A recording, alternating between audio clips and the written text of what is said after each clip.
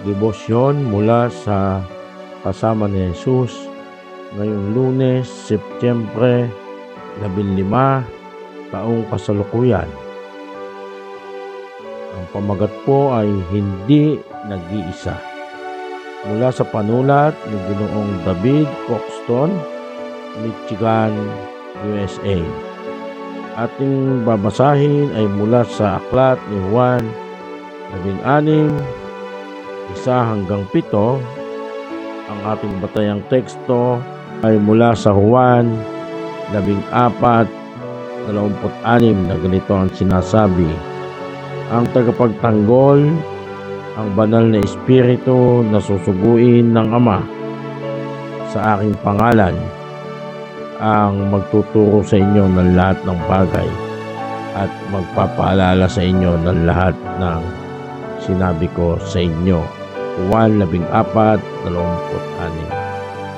Ang aking ama ay naging una kong guro sa pag-welding. Siya ang nagturo sa akin ng mga pangunahing kaalaman na naging pundasyon ng aking patuloy na pag-unlad. Pagkatapos ay nag-aral ako sa isang paaralan ng welding at natuto mula sa mga mas bihasang manggagawa. Sa paglipas ng panahon, nakakuha ako ng mas maraming kasanayan at karanasan sa paggawa ng mga komplikadong proyekto. Ngunit kahit na ako'y gumagaling, may mga pagkakataon pa rin nahihirapan ako sa ilang problema sa welding. Sa mga panahong iyon, lagi kong natatawagan ng aking ama upang humingi ng payo.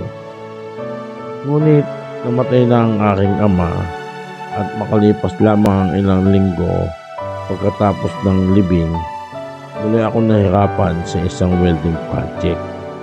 Tulad ng dati, agad kong naisip tatawagan ko si tatay. Nakatayo na ako at pupunta sa telepono nang maalalang hindi ko na iyon maaaring gawin. Bigla ako nakaramdam ng matinding pag-iisa. Bumalik ako sa aking ginagawa.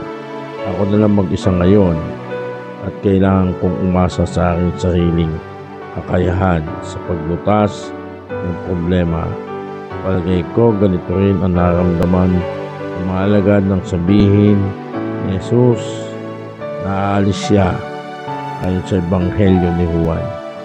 Sila'y napuno ng kalungkutan. Akala nila'y tapos na ang kanilang ugnayan kay Jesus at hindi sila makakakuha ng gabay mula sa Kanya.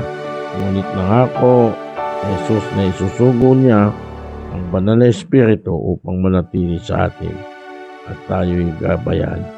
Hindi tayo nag-iisa. Ang Espiritu ay laging narito upang tayo'y tulungan at akayin. Tayo pong lahat ay manalangin.